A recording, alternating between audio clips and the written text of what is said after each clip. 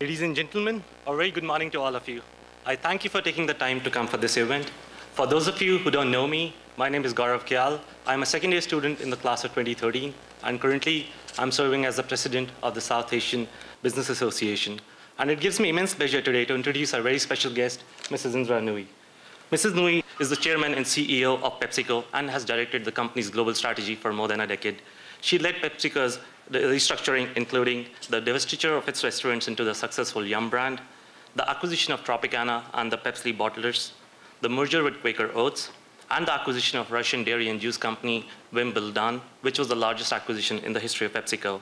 She has also championed PepsiCo's performance with purpose approach to business, which was defined as delivering sustainable growth by investing in a healthier future for people and our planet. Before joining PepsiCo, Mrs. Nooyi was at ABB, Motorola, and the Boston Consulting Group.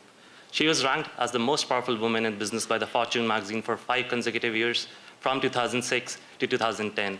In 2007, she was awarded the Padma Bhushan Award, which is the 3rd highest civilian honor given by the government of India. I'm very glad that today the Anderson community will get to hear from one of the most eminent business leaders of our time. Please join me in welcoming Padma Bhushan, Mrs. Indra Krishnamurthy Nooyi.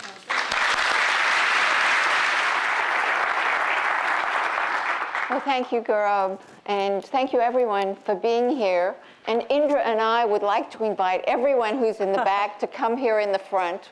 Because we've been eating Pepsi snacks all morning, we will not devour you in the front here, so please come on in. First of all, I want to thank you, Indra, for joining us, not just today, but as the recipient of the John Wooden Global Leadership Award, the 2012 John Wooden Global Leadership Award. And some of you are probably too young to know of John Wooden. John Wooden is the most winning coach in college history in terms of NCAA wins in basketball. Last one was in 1975 when he retired. But more importantly, from our perspective, he was not just a phenomenal coach as a basketball player and as a coach of the team, but really was a model of principled leadership and values-based leadership. And he transformed his players, not just about winning, but about living life with values and principles. And we honor a leader who represents the values and the inspiration that Coach Wooden represented, not just to sports, but to management and leadership. And we're so proud that you are this year's recipient, Indra, because everything you're doing embodies Coach Wooden's goals. Thank you, Judy. Appreciate it. Thank you. I want to also, before we get to the questions, remind ourselves of the real devastation occurring on the East Coast, New Jersey, New York, all of those affected by Hurricane Sandy. And we have so many friends and family members and alumni there who need our help, and I hope you will reach out. PepsiCo has already done so much in distributing food and beverages over the past week, and will be doing so, truckloads, trailer truckloads of food. And it is that kind of dire need that is unmet at the moment, and we need to help. And thank you for leading PepsiCo to doing that. In terms of what we're going to do here today, I've gotten a lot of wonderful questions from students and faculty that I'll share with Indra. Some of them my own. If I don't mention your name on the question, it's because of the question that you gave us. And then we'll have ample time for you to ask questions. I'll certainly leave half an hour to do that. And I want you just to be mindful of the fact that PepsiCo and Indra Nooyi are incredibly visible public figures and public companies. So please be aware, and you know it better than most given the classes, that some of the questions that we might ask can't be precisely answered because of the material information that would be of interest to the investment community. So bear that in mind as you ask questions, and I'll certainly bear that in mind when I ask. So let's start first from marketing strategy and social media. And of course, the world has been transformed to a world where we consume information through social media and consume it on mobile apps. How has social media and mobile transformed how you go about acquiring and retaining customers? That's from Professor Zhang. Thank you, Judy. And first of all, it's a pleasure to be here.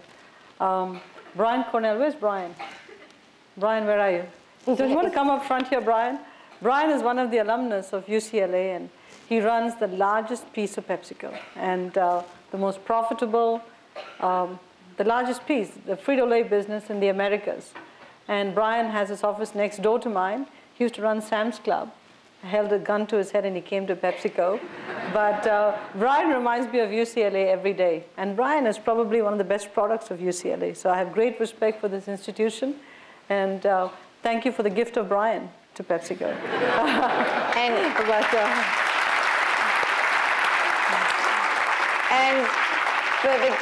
And for the gift of Brian to our board of visitors. So he has been shedding and sharing his wisdom in many circles. Yeah, incredible leader. And if that's the kind of people that UCLA produces, you should be very proud of the school. Let me talk a little bit about social media and how we deploy it. Everybody's talking about social media. Everybody is deploying it in different ways in their personal life. Companies are almost being forced to go digital, use social media, all of that stuff. Herein lies the challenge.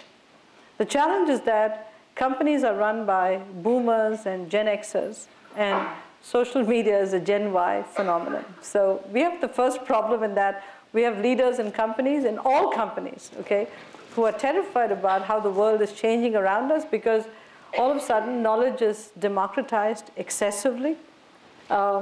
We can't reach consumers the way we used to reach them, which was we held you captive in front of a box and we got you. And now all of a sudden, you may be watching TV, but you have a second screen and a third screen. You are deciding what our brand should be doing or not doing. And so we have to engage with consumers in such a rich 360-degree way. We're all working our way through it. So what are we doing? The first thing we're doing is using social media, we're monitoring what you say about our brands.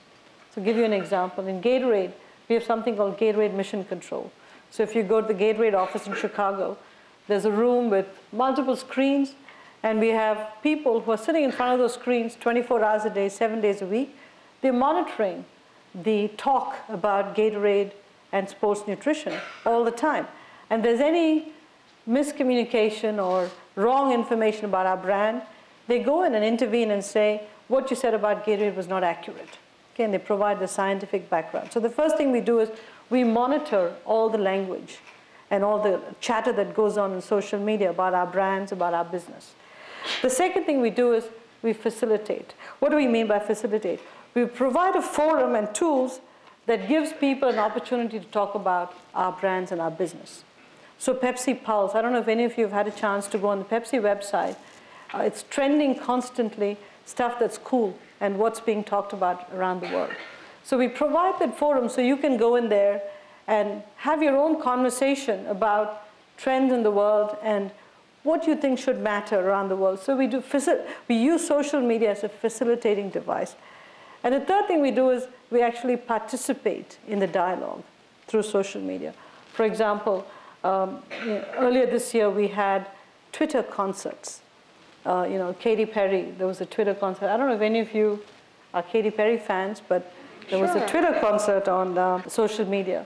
We are developing new food service equipment for dispensing beverages, but through that machine, you can actually gift a Pepsi beverage to somebody in some other location.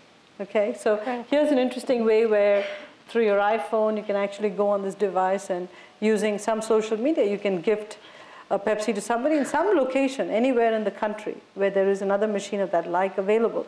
So we are trying to use social media in different ways. But the key thing to remember, this is a nascent area. There's a lot being talked about.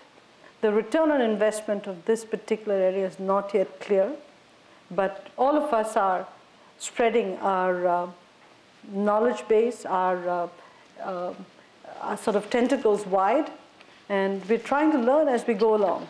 But the key thing to remember is it's not about Facebook. It's not about number of likes.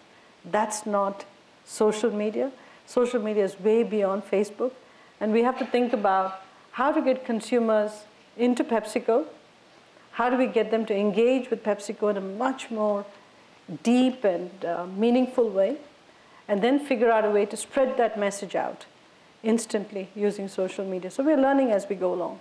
So I'll come back to that incredible example of gifting elsewhere under the Performance with Purpose mantra that PepsiCo is really advancing in a very unique way for corporate America and the world. But let's just refine that question a little bit and ask, your newest customers are Gen Y.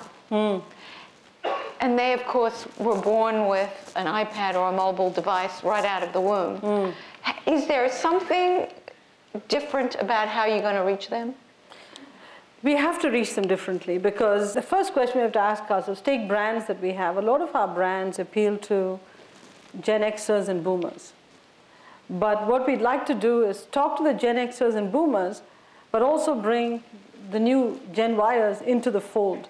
So the first question we have to ask ourselves, should we be talking to the existing consumers of our brands or the future consumers of our brand? Tough question, because how you talk to the existing consumers are very different than how you talk to the future consumers, all with the same brand. So whenever you have a media budget, now you have to divvy it up between the old line traditional media and the new tools that are digital, social media. We have to figure out a allocation mechanism with uncertain returns on investment in the short term. So this is a long-term brand building, first point. Second is, we have to figure out how to advertise differently, because you just can't take a TV commercial that was developed for X Factor and just plonk it on digital media and say, this is the new way we're going to reach you. You guys will reject it. So we have to talk to you completely differently. We almost have to let you interact with the brand as opposed to it being a one-way conversation.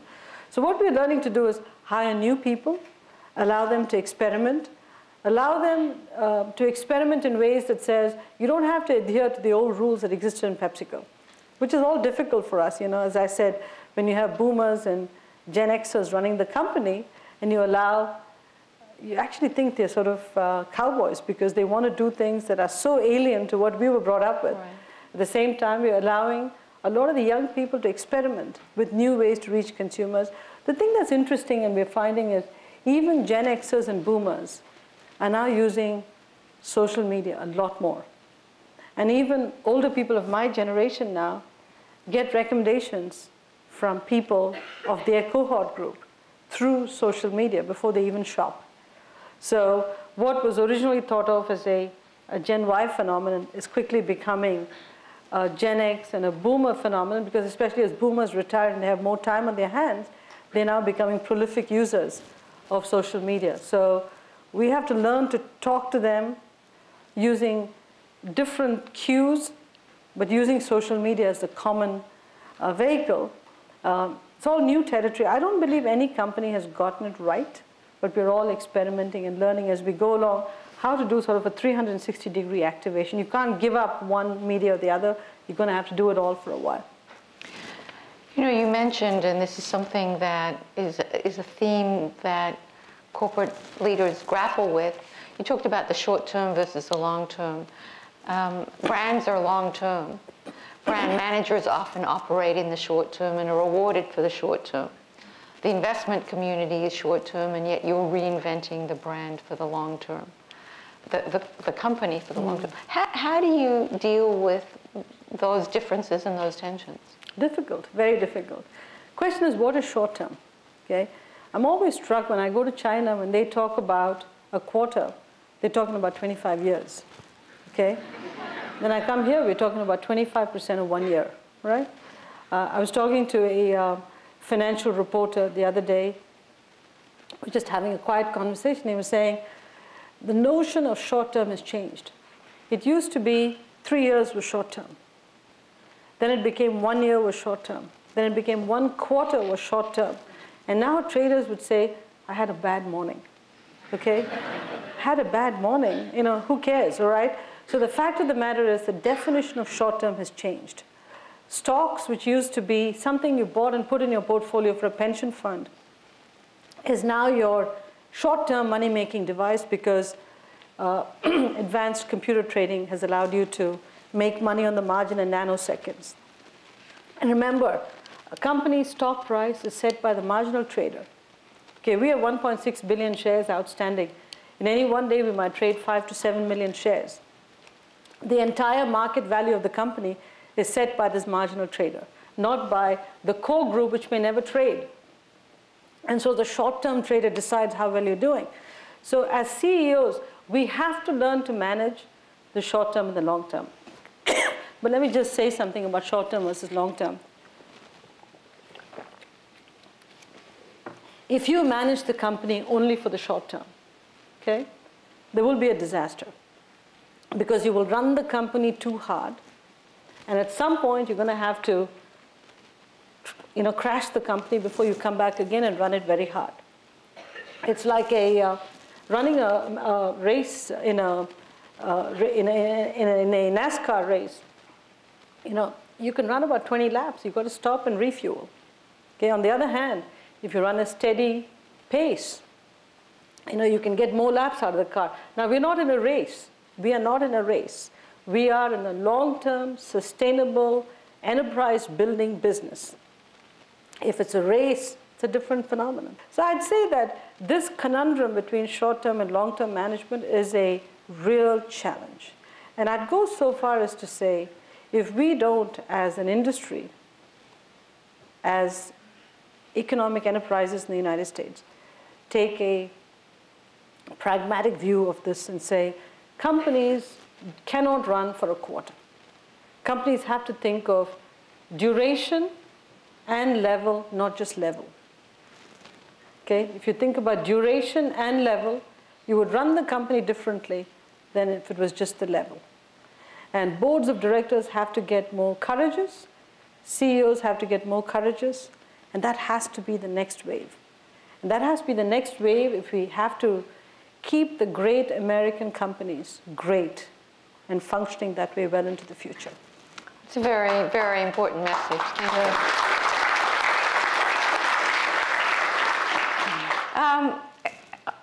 In the context of your mission, which is just so admirable about creating a healthier product portfolio, there are still some external pressures from a regulatory and sometimes tax standpoint on taxing foods that are somewhere deemed unhealthy, or, for example, Mayor Bloomberg's ban on very large sodas in fast food and in some other establishments.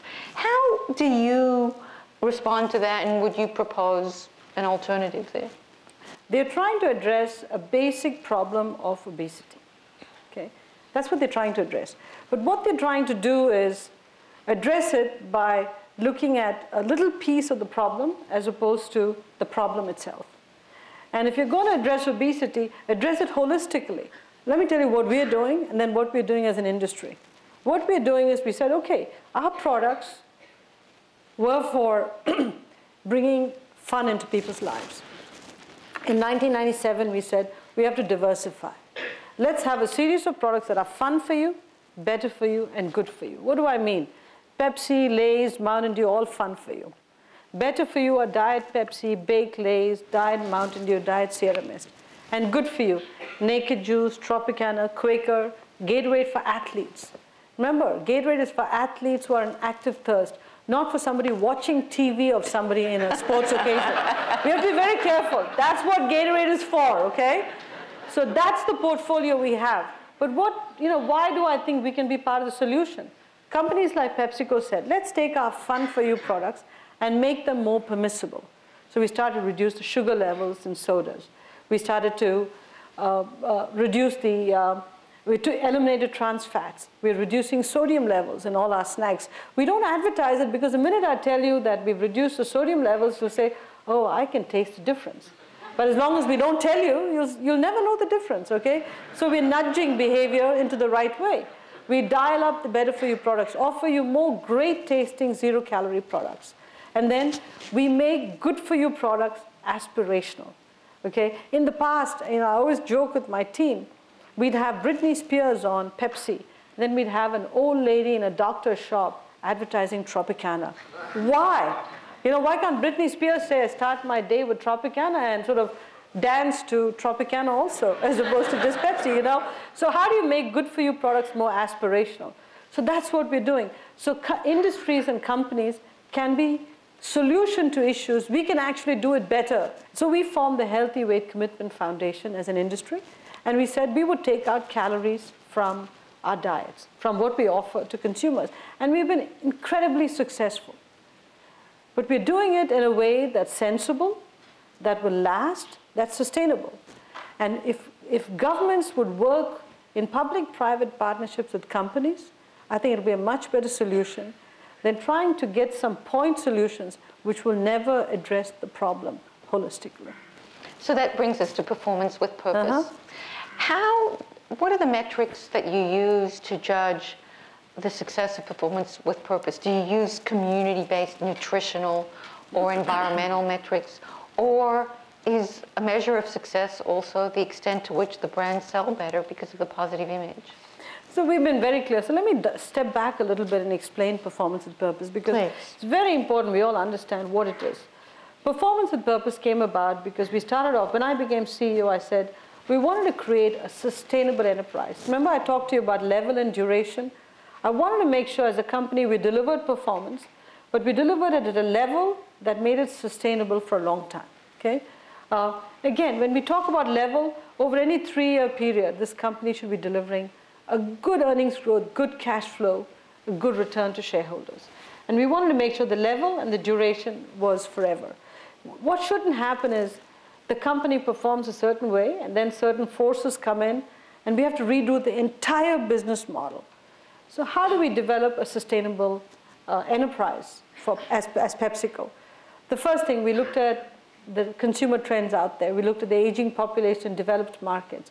We looked at lifestyle changes, and we said, hey, we have to make sure our portfolio has a range of products from fun for you to better for you to good for you. And even the fun for you products, we had to make them more permissible. And therein came about human sustainability goals. How do you create a balanced portfolio? Second thing we said, supply chains are becoming extremely volatile. Commodity costs are going up. In many societies and communities, we don't even get a license to operate because 40% of the world is water distressed. When we make beverages, we need water to make beverages. But how can I go into a community that has no water to drink or live with and say, guess what, I'm going to put a Pepsi plant in there? It makes no sense. Because I can dig deeper and deeper into the aquifer and draw as much water as I can, but every time I do that, the community has no water to drink or live or even function. So environmental sustainability goals were born out of the fact that we needed to reduce plastic usage in our bottles. We needed to send less stuff into the landfills. We needed to use less energy because it drives the bottom line and it reduces volatility. And most importantly, our environmental goals are written such that we allow communities to say, it's good to have PepsiCo in our backyard, not look at it as a sort of a wart in the community. But then we couldn't do all that until we had the best people. And how do you attract the best people? You attract the best people by saying, hey, you can come to work at PepsiCo and bring your whole self to work. You're a husband, wife, daughter, mother, whatever you are. But when you come to PepsiCo, you don't have to park all that at the door and then come in and be a PepsiCo employee. We want you to come to PepsiCo saying, I am all of these stuff, I'm at home, plus a citizen of the community and the country. So bring all your sensibilities to PepsiCo, and we'll make sure we create an environment in the company that makes you feel wonderful about coming to work in the company. And if I can tap into all of your capabilities because you're bringing your whole self to work, I can create a better company.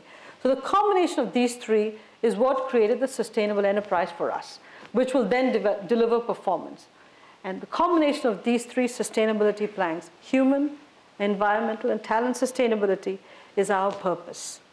And that's what drives performance. So performance with purpose is how we run the company. It's not corporate social responsibility. Because in our mind, corporate social responsibility is coming to work to make numbers in the morning and doing some charitable deeds in the evening. It's like confession. You make the mistakes and then go for confession in the evening. That's not what corporate social responsibility is about. It's really not having to go to confession because you don't make a mistake in the first place, okay? And corporate social responsibility programs, if a CEO changes or you run into budget difficulties, you cut it. With performance with purpose, it's part of the fabric of running the company. What do? We published goals. We said we're going to reduce sodium by so much, reduce sugar by so much. we're going to take down so much plastic usage, reduce energy efficiency, water consumption. And then we report on that progress every year in our sustainability reports. I'm going to ask one more question and then hand it over to you. There are, I see 2 microphones, lower and upper, so please line up.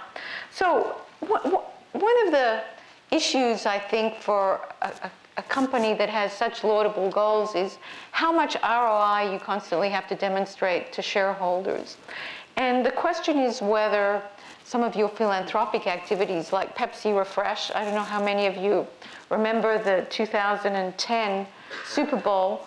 Indra made the decision and caught a lot of flack, by the way, on that decision to not advertise for the Super Bowl and put the $20 million into Pepsi Refresh, which was voted on by about 6 million people to decide into which community projects they would invest these $20 million. And the question is, other than feeling great about it, not just good, but great about it, do you have to demonstrate as a public company to shareholders that ROI, or does a public company have an obligation, regardless of the ROI, to do good? Yeah. So this, I think, was 2009, or I think it was 2009. We had just come out of the worst economic crisis. The country was in disarray, a lot of people without jobs. And most importantly, what we found was the number of applications to our PepsiCo Foundation for grants. These were not big grants, $5,000, $10,000 grants just went up through the roof. And we realized that a lot of good deeds that needed to happen around the country were not happening.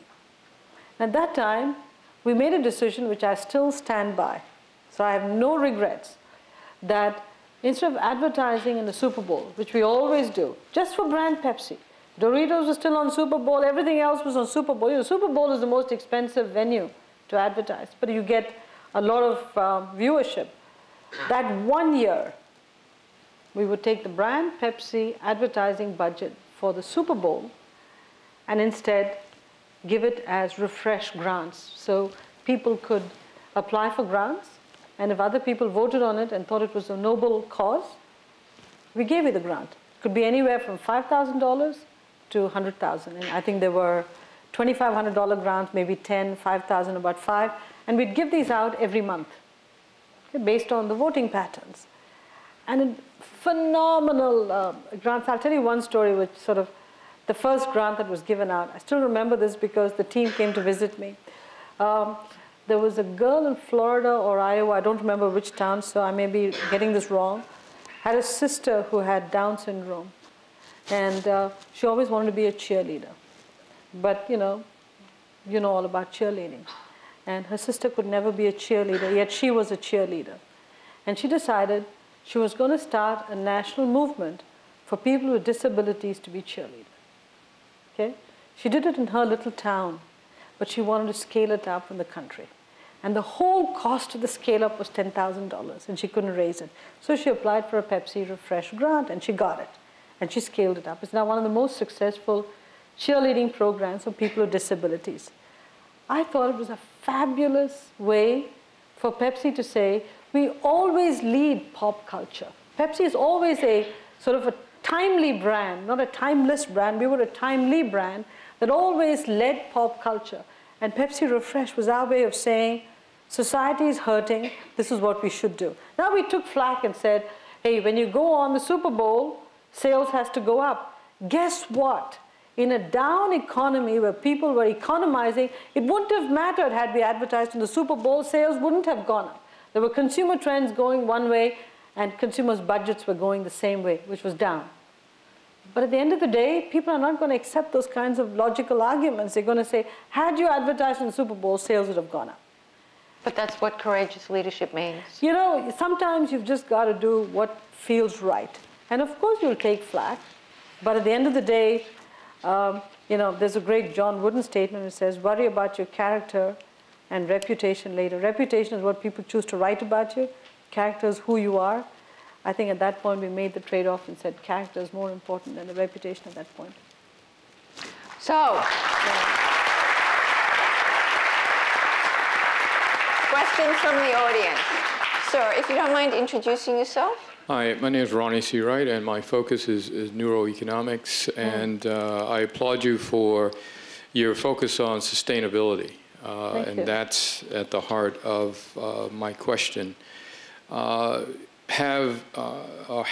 Pepsi thought of, you have the fun for you, good for you, and better for you, reducing the carbon footprint by bundling packages together, say, for example, a Pepsi beverage with a snack, and it would reduce the packaging? It actually increases the carbon footprint. I'll tell you why. Because the snack is already in a package, the beverage is already in a package. If I now put an overwrap, that adds to the carbon footprint. However, let me tell you where we can do things together. Where we have Sabra hummus and Stacy's pita chip, we have the same package where the two come together. But one of the things we do as a company, we're one of the few companies to actually start measuring our carbon footprint. Okay? The thing that we have to be very careful about, Stacy's is made in a dry plant, Sabra hummus is made in a very different plant because there's no baking or frying involved in Sabra hummus. Now if we have to transport both the products to another facility to pack them, we've just increased the carbon footprint. So we're very cognizant of that. What we do is in-store promotion of the two, but that does nothing for the carbon footprint. Okay, so we do look at ways to reduce the carbon footprint. What we are looking at is, in Frito-Lay, for example, can we reduce the bag size? Because when we ship our product, the air acts as a cushion. But can you reduce the air in the bag and still maintain the integrity of the chips and reduce the carbon footprint that way? So we're looking at all of these methods. Thank you. Thank you. My name is Arun Rao. I'm a second-year MBA student. I actually have a question that has to do with kind of management. A lot of us here are going to be either general managers or put in a management role very soon after business school. I was wondering what advice you'd give us in terms of things to strive for and common mistakes to avoid. Did you see? Mistakes to avoid. I'm going to say something which, don't take it as a generalized statement. I have kids your age, so I feel like a mom here, so just take it for what it's worth, okay? When I was your age, I worked my tail off. Oh my God. I mean, when I was given a job, perfection was the only thing I could accept. 24 hours a day was not enough. You know, it was just working all the time. I somehow watch my kids, and they also want to have a life. I mean, and I think in today's world, which is more volatile, it's more difficult to operate in today's world, you guys are going to have to get even more of a wide perspective on issues, not in sound bites from your social media, but actually go deep and learn issues and really engage with them. So the first piece of advice I'd give all of you is there's no substitute for deep engagement and hard work. And you're going to have to put in the hours. It doesn't matter if stuff is packaged for you in bite-sized pieces. It's not good enough. You're going to have to put in the hours. You're going to have to learn more issues. You're going to have to engage with them. So don't think that the world of the future is going to mean less hard work. It's not, unfortunately. Okay, so that's a piece of advice I'd give you. The second piece of advice I'd give you is very early in your life, invest in communication skills. How to motivate people, small groups, medium-sized groups, large groups. How do you write in a way that's pithy and to the point? Today's world of writing and texting has actually created a problem because you think writing in 20 characters can convey what a good document can, okay? I'm sure to you all, the same 20 characters convey the same message that, I don't know, the Gettysburg Address did, but unfortunately that's not true. You have to learn how to communicate because when you're communicating with large groups of employees, I'm assuming that you want to move up the ladder, how you communicate and motivate them is critically important. And if you don't learn it early in life, you're never going to learn it later on in life. The last thing I tell you is, when you go to work, don't go to your job aspiring for the next job. Don't run for office. Don't waste your time running for office. If you do the job you're doing very well, the next job will come to you, okay? I appreciate the ferociously hard work. You know, I think that every leader is a product of her background and brings something of their roots to their leadership philosophy. You have a remarkable story coming from Madras, from a very unprivileged environment, but one that had great values and a strong mother. Talk about how that background brought you to where you are today and influences you in your leadership philosophy. I think I was very blessed because I was brought up in a family where everybody in the family said, you can be whatever you want to be, okay? Dream, I mean, why can't girls be, big figures? Why does it have to be just the boys? I always tell the story of how we sit down at a dinner table, my sister and I, with my parents, and my dad would eat in like 5 minutes and disappear. And my mom would sit down and make the two girls give speeches at the end of dinner to say, if you were president of India, what would you do? The next day it'll be, if you're prime minister of India, what would you do? If you're chief minister of the state, what would you do? And at the end of dinner, she would decide who she's going to vote for. And my God, we wanted my mom's vote so badly. And we would ferociously, through dinner, instead of focusing on the meal, think about the speech we were going to give. She would set it up in advance. Yeah, when the meal started, she'd say, tell me this at the end of dinner. And, to me, it's not the speech or the vote. It's what she told us was, you can be anything you want. She would give us a blank sheet of paper and she'll say, sign your name, and write there, president. Why? She'll say, because one day you can be that. Why not? Why can't you dream? I couldn't. I was married too early. You should dream. So vicariously, she lived her dreams through us. So that helped, all right? And the rest of the family, with us, grandfather, father, everybody supported that and said, the daughters have to get as much of a break as the sons. So and let me just add that Indra's sister is as spectacular as she is, and I have asked her to send me the water that they drank in Madras. Yes. The good news is there was no water in Madras when I grew up. It was a water-distressed area. Yeah. No, but it was hard. It was a lot of hard work. Going back to the hard work, but I think one big difference is growing up in India then, as opposed to today. The country was relatively closed, so everything you could learn about the rest of the world you did. So even when we left India, we had an incredibly global perspective because I still remember GK. How many of you kids know what GK is?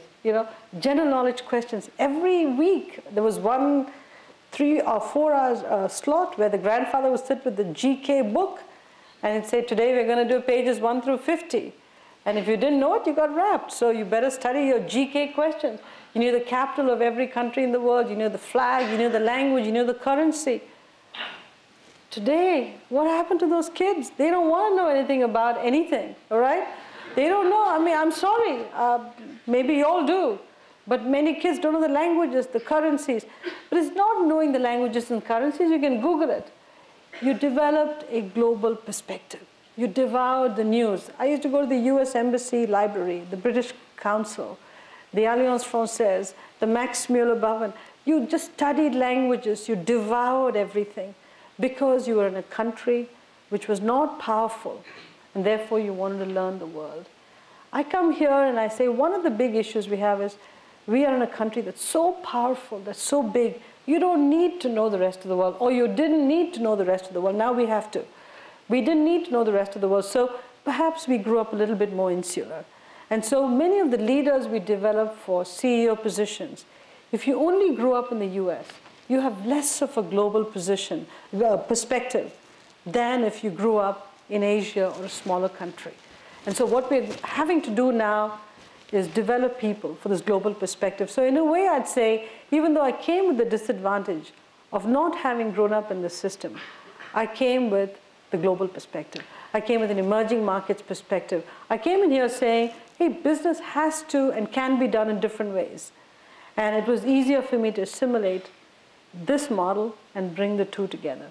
If I were to just summarize, extract what you said, obviously you had the self-confidence that you could be what you could be. Secondly, and this is the term we use here, you developed global brains. And third, and I think this must be part of performance with purpose, that your empathy for those in less privileged environments is something that you really care about, not just from a personal standpoint, but from a business and corporate obligation standpoint. I feel it. I mean, I tell you, having grown up in a water-distressed area myself, and And we have a Pepsi plant very close to my hometown in Madras.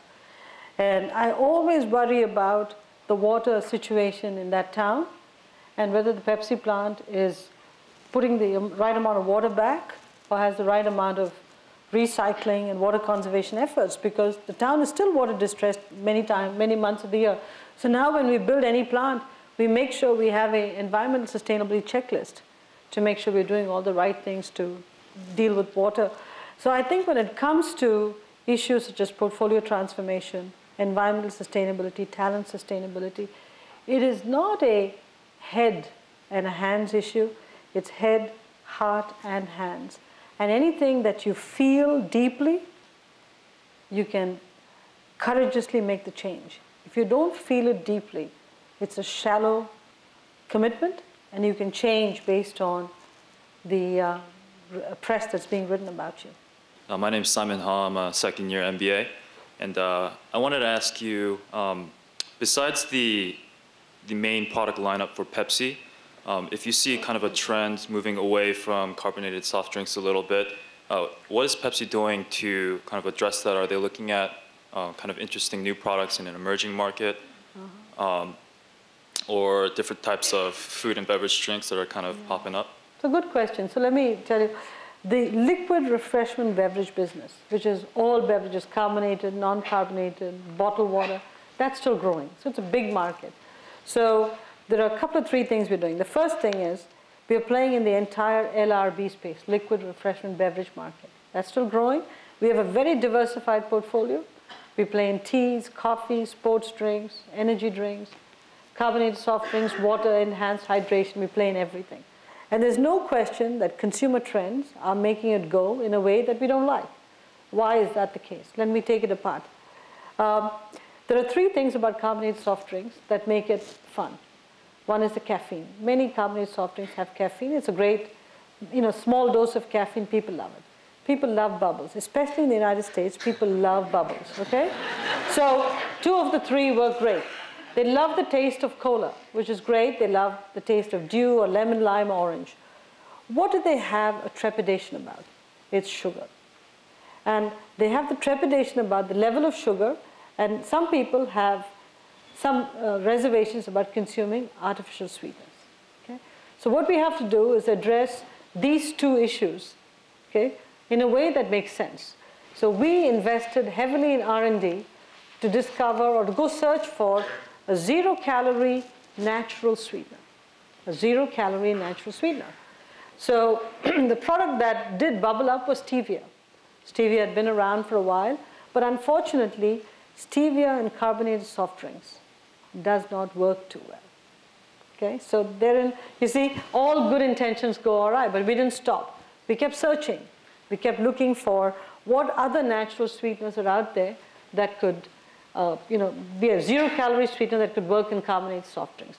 And while we're doing that, we also said, is there a flavoring agent out there, okay, that can make 5 teaspoons of sugar taste like 10 teaspoons? Because what is sugar? It's a sweetness that sits on the tongue, right? If I can give you a flavoring agent that lingers, that makes the taste of sugar linger longer in the tongue, it could work. So we started to invest in 2 paths.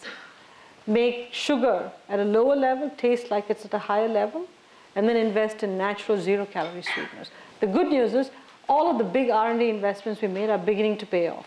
We now have a clear path for both these to start yielding dividends, and sometime in 2013 or 2014, I think you'll start seeing new products.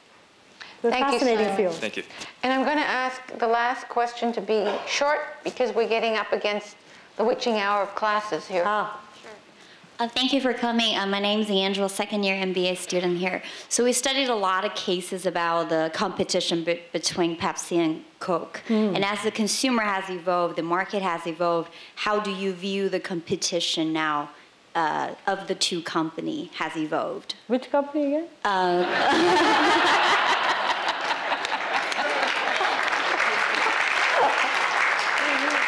Okay, let me just tell you, I think the beverage business, especially the carbonated soft drink beverage business, is fantastic because it's got 2 iconic companies competing in the space, all right?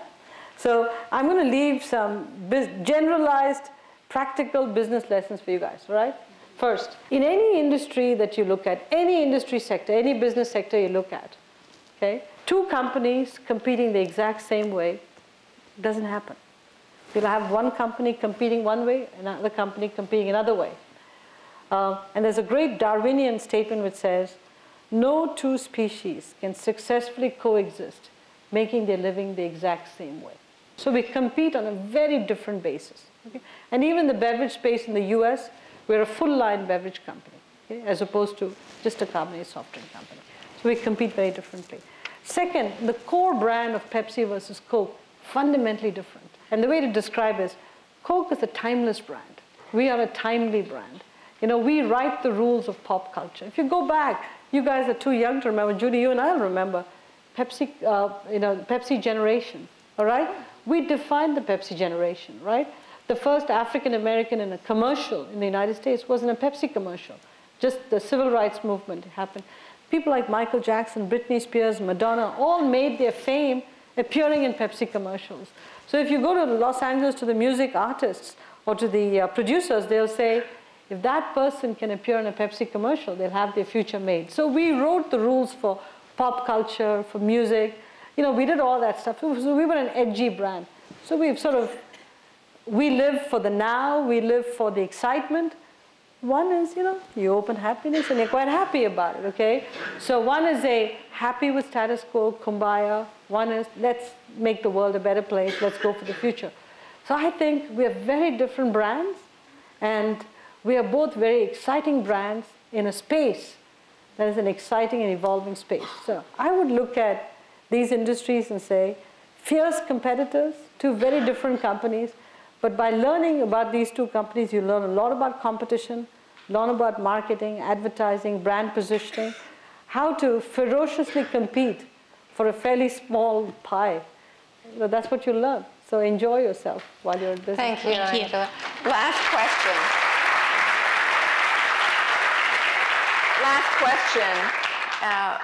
question. We're celebrating the Wooden Award and your receipt of the Wooden Award, and I know that before this and now you've looked at some of Coach Wooden's leadership values and principles. What do you take away from what you have learned?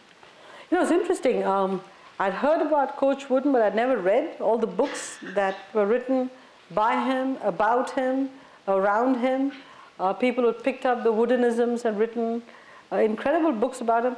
And what's very, very amazing about his leadership principles, how he set up this whole pyramid, is that it's really not lessons in leadership, it's lessons in life. It's how do you live a better life? How do you live a life where you can believe in yourself? How do you live a life where you believe in others? Because you know, he emphasizes the virtuous circle as opposed to a vicious cycle. He says positivity breeds positivity. So if you believe in people, you bring out the best in them and they become better. And I think that's a very good lesson for leaders, because sometimes we rule, sometimes through negativity.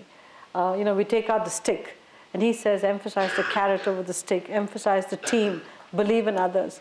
So I think reading all these books that Wooden has put out, you know, if it didn't make people better leaders, I'd be surprised. I'll speak from my point of view. There's a lot of things about my own playbook that I'm going to go off and tweak. Well, I want to thank you, Indra, for a marvelous set of insights, a window into your courageous and bold leadership. You are an inspiration because of the values you bring to corporate America, but also to making the planet a better place. We have a book here that's quite heavy, but it's designed to be showcased on your coffee table. It's about Los Angeles.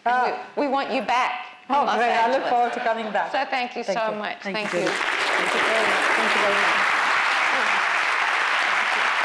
Thank you all.